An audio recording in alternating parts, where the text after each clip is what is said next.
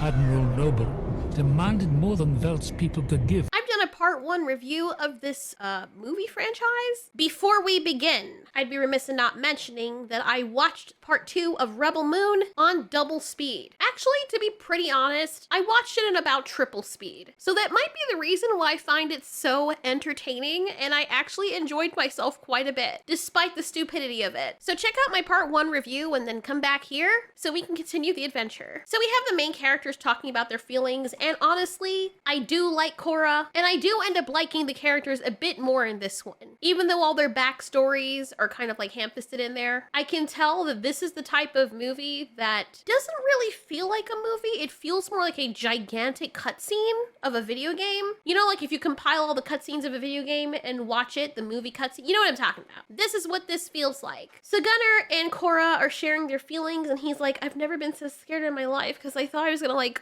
totally lose you in your puss. And she's like, oh my god, I'm so moist. But it's really cute because he's kind of a snitch and a sellout, and she's a fugitive, so they are perfect together. Actually nice to see a female character be vulnerable, get beat up, laugh, not be completely stoic, and her male counterpart not being a complete pushover and actually having time in the limelight to be a hero as well in his own person. Look at her face. God damn, that dick was tight. Just saying, it's the face of someone who is extremely satisfaction. Anyway, she tells the guy the backstory of how she worked for the royal people, specifically Princess Issa. And the royal family were tricked. I don't know what in the Illuminati violinists congregation is going on here. Bizarre. And of course, what the frick is her name? Okay, her name is Korra, but her other name is Athaleus? Whatever, it doesn't matter. Doesn't take long before the king and queen realize something is wrong. A little bit too late though. So wait, like every single person is against the king and the queen? Really? Every single one of them? Like, how does this guy have so much power that he's able to trick everybody in? Like, I just don't even understand. Belisarius is standing there like, ha ha ha, mustache twirl. I got you. Issa, run! Issa! So they solidify the mother's throatify. Issa watches her parents die in front of her. And of course, the Scargiver is given a task. Now, usually in these situations, like, you see like female soldiers, they don't usually do the cut very well, but Korra is so cute. I actually really like her character. She's giving me Mila Jovovich, but not because she's anything like her in terms of her looks, but the personality. If even more, she's a bit more humble than the Resident Evil character. In this, for whatever reason, feels more like Resident Evil, or feels like it's in the vein of Resident Evil. I don't know if Zack Snyder directed those two. I don't think he did. And he's like, kill her now! And the princess utters the words, I forgive you. Don't. oh shit, bitch, I didn't think you were actually gonna fucking shoot me. So heaven comes out of her and she dies. Why am I laughing? It's not funny. It's so sad. It's just the way her head bounced off the ground. What is with these slow motion shots? Like, I know what he's going for, but every time, like, everything's slow motion in this. And just as a reminder, I did watch this movie in almost triple speed. So maybe that's why I found it so entertaining. I was a little bit confused because I'm like, okay, maybe I watched a completely different movie. The movie isn't like the greatest movie, I will admit, but it made everyone as angry as I got when I watched Civil War, having been misled through the trailers. So I can understand where everybody's coming from, but for me, it was just entertainment. If you want an idea of what I was watching, this is how fast I was watching it, just for some context. That's the speed I was watching it at, like almost triple speed. And it's crazy because I remember looking at the slow motion scenes and I recognize that they're in slow motion because they feel like real time when you're watching it at 3 times the speed. And you may be wondering how it's possible for me to have gotten anything. Subtitles. Subtitles are great. You watch it in triple speed, your brain actually gets used to it, to the point where you don't really need the subtitles anymore, but they're there and I can read super fast. So the fact that the slow motion scenes at triple speed feel like real time is crazy to me. Here's an example. Wow, it still feels, okay, this is almost triple speed. I have to keep reiterating that. And it's still very, very slow. This movie's what, a little shy over 2 hours long, maybe a little, if you don't count the credits. But good Lord, it being this slow at triple speed, like, That's crazy. That's really, really crazy. And there is a lot of these slow motion. That's freaking that. Okay, so just for some context, I can understand why some people would be very mad. By the way, all of y'all who are like, why are you making fun of Civil War? This is what Civil War was, by the way. All these slow motion cutscenes, that's what half of the movie was. Just saying, they were this. At least this has something to do with the freaking story. Even though they're just threshing wheat and preparing it, I don't even know why. Okay, that was linear to the story. But literally there are scenes in the other movie that I just came off of reviewing that had nothing to do with the movie. They had slow motion cuts for sprinklers and flowers. Excuse me, right?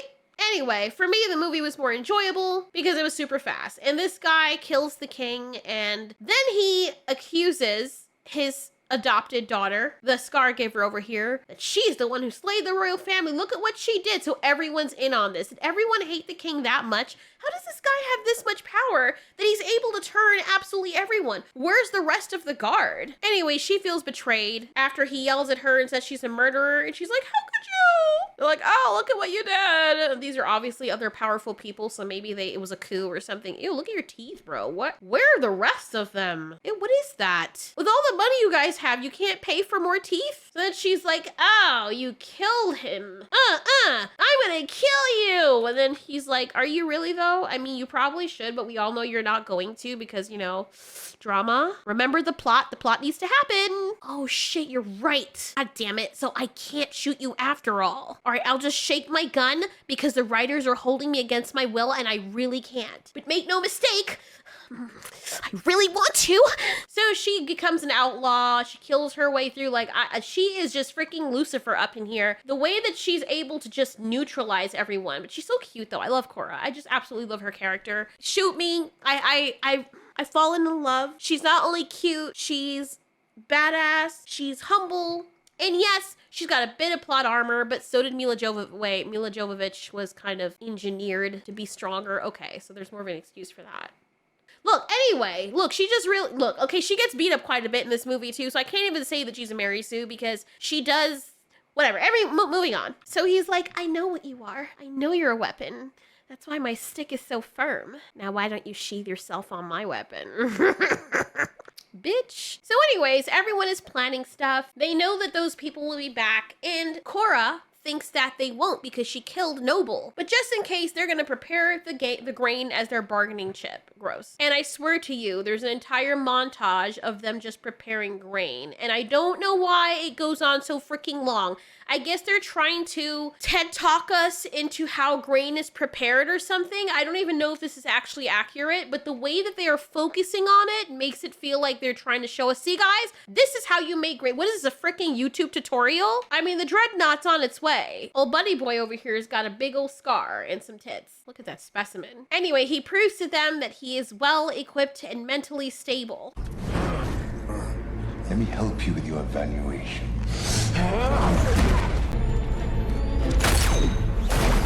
Okay, any mentally inept person can do that though.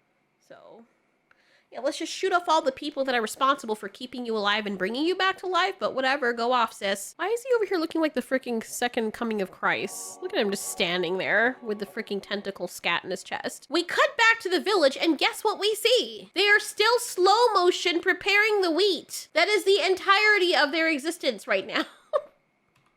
Like, why do we need to see it? Oh, it just goes on and on, I swear to God. Look, they slow it down even more. How did we... oh my God, this guy's freaking hilarious. I love it. We go from slow motion to extra slow motion. We go from slow motion to extra slow motion. I swear to God, this is so hilarious. And I was just wondering why. And for me, even though I was watching it at near triple speed, I still found myself being a tad bit impatient as I sat there with my index finger boring into my temple because I was confuddled as to why this was important to the story or why it was necessary for us to sit here this long watching it. But then we do get some development. We see the ninja assassin woman forming a sort of kind of bond with the blonde kid over here who has taken a liking to her. She's like, I am super cool and I see everything. And he's like, ha, I see you too, ma'am. And you think that maybe there's going to be a relationship between them because I believe in the first one, she lost someone, possibly a child, and I think he's an orphan, so it would be nice to see her adopt him or something. And so it's actually something nice to look forward to. General Titus decides he's not going to drink to show how serious he is about the war. Yeah, because it makes sense. If you're fighting for your life, you want to make sure that your head is about you. And they're still preparing wheats. Dude! Is this just for the cinematic shots? Meanwhile, the soldier guy, who's the good guy that fell in love with one of the girls from the first part, he's giving updates to his people, the Illuminati people. Noble is like, yeah, that kid, he definitely has chosen the wrong side. All our men are dead. We're going there now. They're just coming back from preparing all the wheat. And then they do this little ceremony that's actually pretty cute. Wait, hold on. Who's this? Oh, is that, she looks so different without the never, whatever, face. Looks, what's this, whatever, it doesn't matter. So Water Girl over here, who I believed for the longest while was a princess, and I still am a little bit skeptical about whether or not she is. She's like, we want to show you how much we thank you. When you rode into our village and you saved us, we make quilts. Even though it's a primitive gift based on where they come from, it still touches all of these guys. And it's so cute to watch them be all humble. And honestly, this was like a very wholesome scene. We got this guy over here as a freaking sociopath. He's like, I'm here to look cute. I mean, he is cute though, I'm not gonna lie. But still, you're a freaking sociopath. And they describe every single one of them while giving them their quilts. And then we have this one. Look at her smile. She's so adorable. Aww. This was so adorable. I don't know why this scene just got me. And then you feel like every time a scene like this happens, the entire village is gonna die or something. But just seeing our characters be humble and getting to know them and seeing them interact with the people of the village, it makes them feel less one-dimensional as they did in the first movie. So at the very least, I appreciate that. And then we have Miss Morney over here. You could tell she's hurting a lot. Just this little gesture of something that people would see as very simple moves them to tears. Gunnar is their heart, and so after all of them settle down with their gifts, Cora is given hers, and this girl says, you're the strength of all of us together. Cora is so moved by this that she starts crying and hugs the girl, and this is, okay, I know I'm gushing over this, but you never really see this in modern movies. You'll have a female character who's super strong and like, I don't need nobody's help, oh my god, I'm so cool, like look at me, I'm all moody. But you can see the nurturer in her as well. Even though she's a super badass assassin, she still has that feminine, nurturing spirit, and it just makes me like her even more as a character. And I was crying. I don't know why. Maybe I was just super sensitive. Again, maybe it's because the movie was going super, super fast. So I was processing all of that and I wasn't sitting here like, oh my god, this is boring. It's kind of impossible for it to be boring when you can break down an hour and 50 long movie to essentially 30 minutes or 25 minutes. It really does help. This woman is crying while everyone's celebrating, and Cora is crying because she's just overcome with gratitude for how these people look up to her despite not knowing her past, and even with some knowing her past. Aww. So then this guy starts singing in his language, and this entire time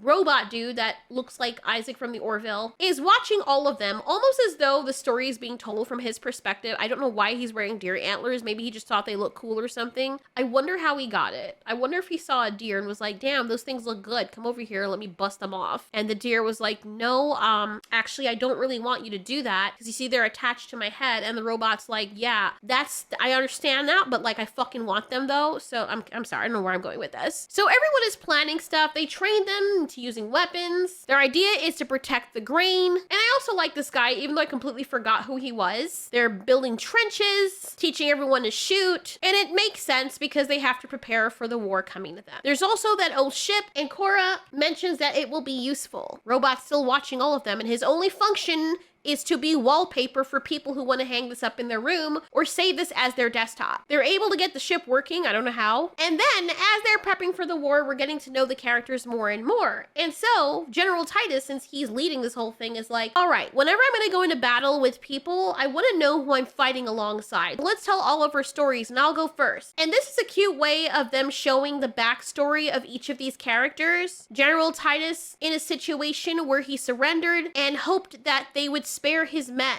Unfortunately, goddamn, what in the world? Okay, sorry. Unfortunately, despite General Titus saying that he would sacrifice himself for his men if they could get to go, Belisarius is like, yeah, that's cute. Now that we know you super care about them, we're going to just kill every single one of them right in front of you because it's fun. And of course, this is why we found him in such a really bad state in the first movie. He still carries that guilt with him. So everyone shares their story. But what's really interesting is the way that they presented the backstories for these characters felt sort of RPG-ish in its execution, because you have each of these characters and you know how you have the little short bio underneath the characters that says rogue class level 5. This woman was an assassin of the highest order. She came from a race of people that chopped their hands off so they could sew on cybernetics. They're expert wielders of swords that are certainly not lightsabers. That's kind of what this feels like. Find out Muscle Dude over here was a prince, and apparently these beaky things were all over their kingdom. His mother offed herself because I guess they had to secure the line and made sure nobody soiled her. I mean, there's other ways to do it, but whatever. But Cora doesn't want to share her story. She gives only surface level. General Titus says, are you certain? Old stories can be hard to give up. And at this point, I think he already knows something, but he doesn't push any further. Anywho, the plan is in motion. And as Cora is parking the ship, hiding it, preparing to go back to the village, she is frightened out of her wits. My old googly eye antler wearer over here, and they have a heart-to-heart. He says, I need purpose.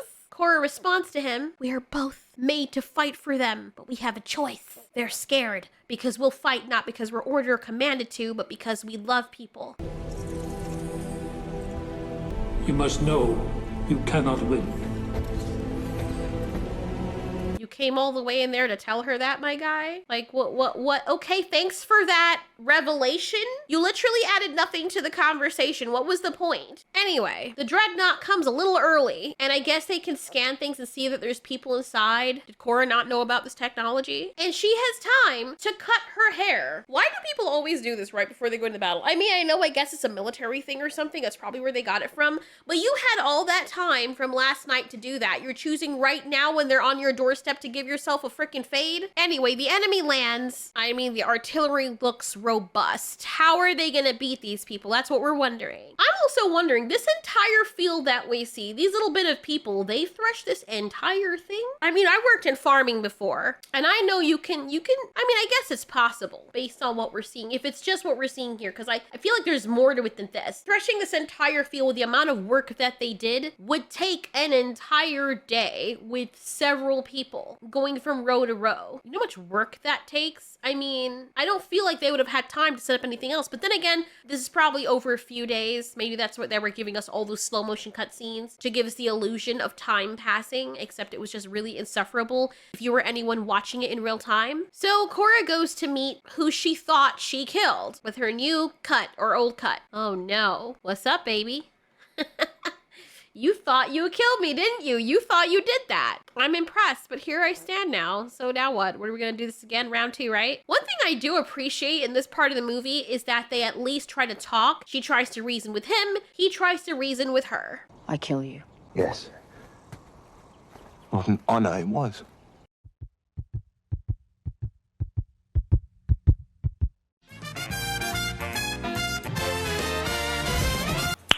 He looks so strange but beautiful at the same time. It's so freaking confusing. He knows it too. Stop. So Cora says that she doesn't want slaughter, which means she cares about these people, obviously. She offers to give him grain and to report to Belisarius that the warriors that you try to get avoided capture, like that's ever gonna work. She's a soldier. She should know better. She should know that Belisarius is not going to accept that. He listens to her for a while and he says, dude, look, I have a task and I have responsibilities too.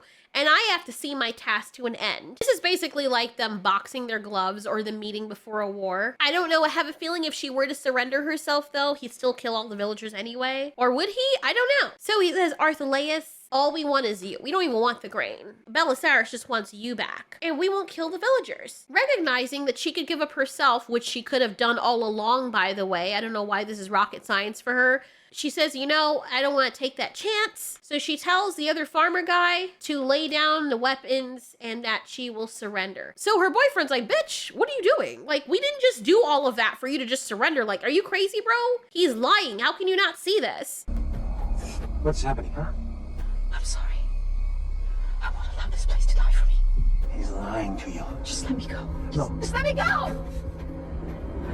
That felt like a very human interaction because deep down inside, she knows he's lying, but she also feels guilty because I guess she doesn't want the farmers dying for her, but it took you this long to figure that out. I mean, you already knew once they knew you were there, or maybe no one knew who she was at the time, so I could understand. But I mean, you went back there, so you must have known that they were going to follow you back there anyway. But I guess because the soldiers still want the grain from there, why can't they move? I mean, I guess you'd stand and fight for your home too, but if you realize that you're at the risk of being extinct, why not just move for a little while and then come back? Her boyfriend had taken her gun, and he shoots the bell thing that lets everybody know It is time. and then the war ensues with extra slow motion. On triple speed, this is the best thing ever. And this guy's a badass. I know he's supposed to be a bad guy, but he's freaking badass. Like, he's good at what he does. Everyone always has to land with a freaking superhero landing. Superhero landing.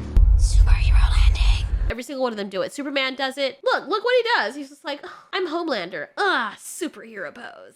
Nobody lands like that. Like, I used to do that all the time, jumping from 9-foot, 10-foot walls. And not once did I ever think to land like that. I would roll and then stand up. Like, you know, when your knees fold so they can absorb the impact, and then you do that rolling thing and then go back up on your legs. It never once occurred to me to be like, superhero land. Like, nobody does that. That's not realistic. Who are you doing that for? But no one's watching you. This guy I feel really bad for. I don't even remember who he is, but the way he was having fun at the party, he just seemed really, I don't know, like a really cool person. I know it sounds so shallow, but I do like this woman. She grew on me. And we see her fight very valiantly with a bunch of slow motions, and the choreography is actually not that bad. It's not the best, but it's not that bad. Maybe it's because I was watching it in triple speed. So cute Wolverine looking dude dies, and the way he dies, he gets his throat slit, and then he falls all the way to the ground, and the way he falls just looks so freaking funny because the physics are just freaking weird. I don't know. Just like, I'm falling. Oh no. Cora and Gunnar get the ship from the waterfall. They concoct a plan. They put a smoking thing and lodge it in the door. And they're like, the ship's taking damage. And Cora says the instruments are not responding. So they pretend to be soldiers so that they can remote control her ship. Is it the same ship that the other soldiers have? Whatever. The kid sees this woman fighting for her life as she gets injured while everybody is doing these amazing slow-mo fight scenes. An assassin woman dies. The boy tries to help her. She kills the guy, but she's very injured. And this part's very sad because I feel like through time, she would have adopted him. They would have had a great relationship. You can tell that he really looks up to her as his hero, and she possibly could have become his new mom or big sister or what have you. She tells him he did good and it's okay. And this part is so sad. This woman had so much hurt and she went out like a boss.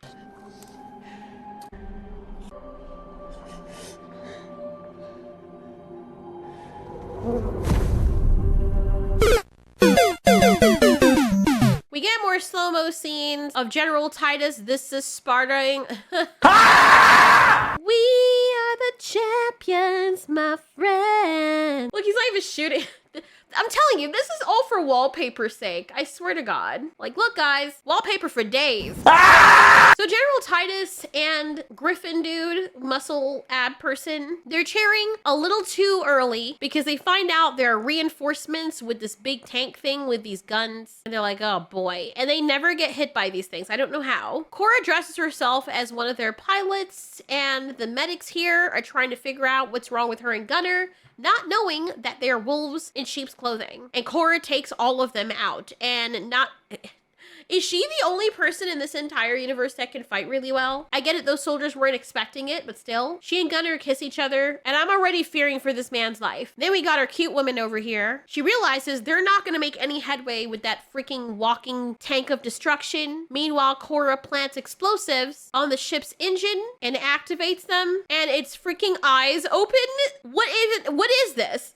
Why does it have eyes? Is this something I missed from the first movie? Like, you just go up to the ship and plant explosive on its freaking forehead? Like, I don't even understand what the frick is going on. By this time, it has been alerted to the rest of the crew, including Noble, that woman is on the ship. And Noble just automatically knows it's her. He gives them instructions to just lay waste to the entire village. And I'm saying to myself, bro, you don't know for certain it's her. There were women and men fighting out there. Wouldn't you want to make certain, like, wouldn't you want to know for sure, since nobody told you, that it's actually the person that you want to capture? You're just gonna annihilate the whole village? His men even tell him, bro, there still are foot soldiers on the ground. And he says there's less mouths to feed. How stupid would you look if the woman that was on your ship was not actually Athaleus, or whatever her name is? He doesn't even confirm, which is pretty irresponsible. This is especially stupid because you just killed a man that made his way onto the ship that was not Cora, was just to you some regular farmer. So why would you not believe that a woman made it onto the ship who might not have been Cora? That's what happens when you have tentacles sucking you off.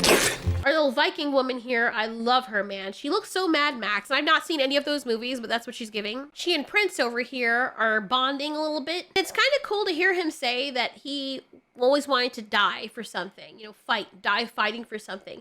Then he admits to her, I actually don't want to die. I know. Who would have thought? He's just now coming to this realization. Then we get another wallpaper cutscene, and Isaac, or James, his real name, is like, yeah, boy, I'm just gonna come bust up everyone. I don't know why he waited so long to do this. Then he goes around and neutralizes almost everyone. You would think he'd keep fighting. He runs up to the tank thing and explodes it, makes his way out, neutralizes it pretty easy. And you'd think that he would just keep going. And he's like, yes. You're welcome. While they're aiming to blow up the village, Cora makes her way to Noble. I knew you'd find me. Yeah, for a bunch of farmers, you guys sure are spicy. My lips are the same color as the rest of my skin. But don't let this distract you from the fact that my hairstyle looks like a dish plate. Look at its eyes. It looks like a frog. Like, those are the eyes and that's the mouth. I'm sorry. Remember the explosives that Cora set? They go to fire... Wait a minute. Ew, what kind of design is this?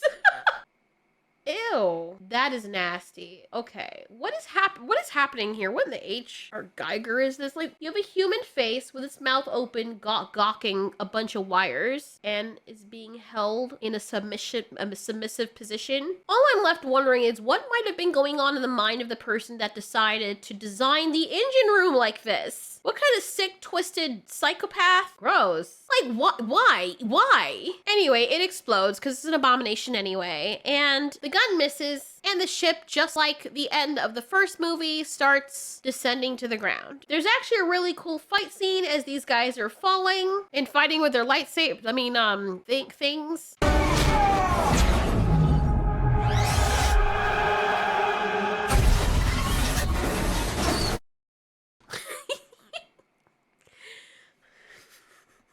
I'm sorry. Carry on. Now, before all of this had happened, What's-His-Face had shot her boyfriend. And instead of killing her, he's choking her out and saying, look at me. Look at me. Look at me. Don't look at anybody else. Don't look at the fat-ass losers or freaks. You look at me! Look in my eyes. I want to see you as you're doing whatever. And then her boyfriend comes behind him and stabs him because he was wasting time. She closes the door lock and squishes him and then lops off his head. Now we know for certain he's dead and he's not coming back. Everyone's worried. They're happy and celebrating, but they know Cora's still in there. But the ship that she docked is in there too, and she gets her and her boyfriend out. Thank goodness. She lays him down. He's in really bad shape and he's about to die. And it is really sad. This woman is a really great actor. I can't lie. I'm not going to say the acting is the best in this movie, but so far we've seen her have a lot more development and expression in this. And I was actually crying at this part because I expected, oh, someone's going to save him. He's going to be okay. Stay with me. Why can't I have this one? That part broke my heart because she said, stay with me, why can't I just have this one thing? If you remember from the first movie, which you probably don't because a lot of people are bored by this movie, she already had a love, someone that she loved very much, and they died in battle. So she lost someone. She not only lost her whole family as a kid in front of her, she lost the love of her life in front of her, had to keep fighting. And now she finally opened up her heart to be loved again by someone who accepted her completely, knowing her past before everyone else did, and he dies. And she's like, okay, why can't I just have one thing? This one thing is the only thing in the entire world I want, the man that I love, and she loses him, another love dies in her arms. At this point, I would be like, you know what? I can't anymore.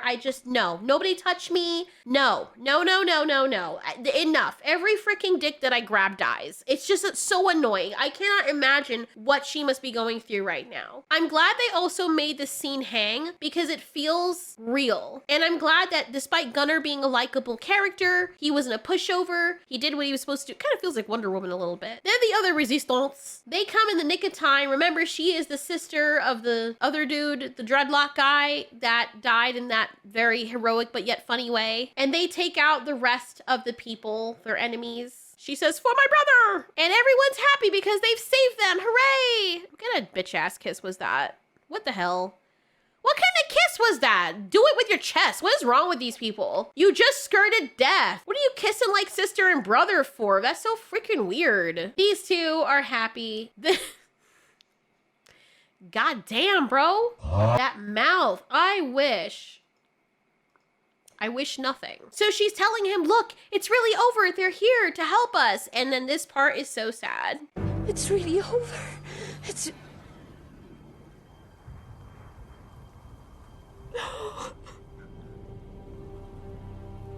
Oh. This poor woman, she can't catch a freaking break, man. I mean, goodness gracious. It feels like Pantheon all over again. I'm not going to give spoilers for that because it's a really great show. You guys should definitely watch it because goodness gracious, is that a hidden gem?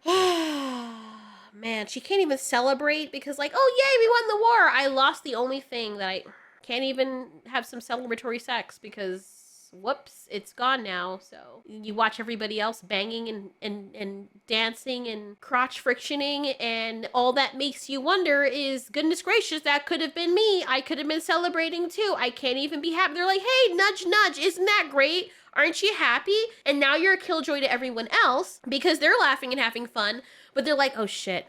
Whoops, we forgot. You lost your boyfriend. We can't be too happy around her. Can you, like, go to another corner so we don't feel bad about celebrating? Because, I mean, we did the work too, so. That must be so awkward. They mourn the loss, and I love this girl because you can see that she's still sad.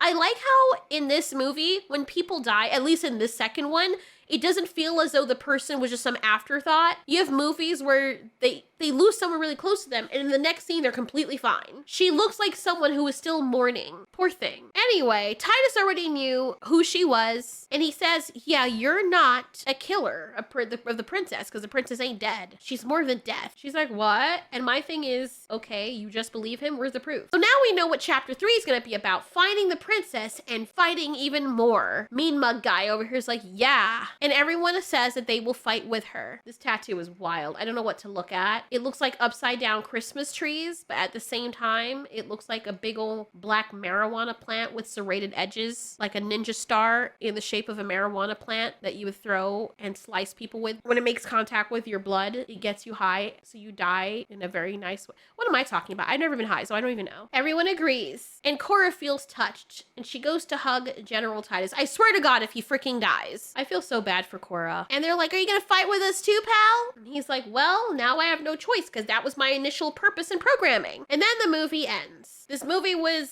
it was touching. Not gonna say it was the best movie ever. It wasn't, but I actually enjoyed it. I know it sounds freaking creepy, but like I said, over and over again, this is probably the 7th time, I also watched it in triple speed. I think that really makes a difference because how much of your time you give to something really matters. And if you feel as though you're giving too much of your time to something that you don't enjoy, that's wasting your time, you're gonna be very anal about it. So just so you guys can see, I was right. The movie was about an hour and 50 minutes. And at playback speed, which is the default, that's what it's gonna take, an hour and 50 minutes. Now, if we put it up to 2.80 minus the logo and everything, it takes about 40 minutes. So I shaved the movie down from almost 2 hours to 40 minutes. Oh, for the slow motion scenes also, I put it up to about 3.32 speed because it wasn't necessary. And then I put it back down. This was the speed that I was at for most of the movie. So maybe that's also why. But I don't feel as though I lost that much time because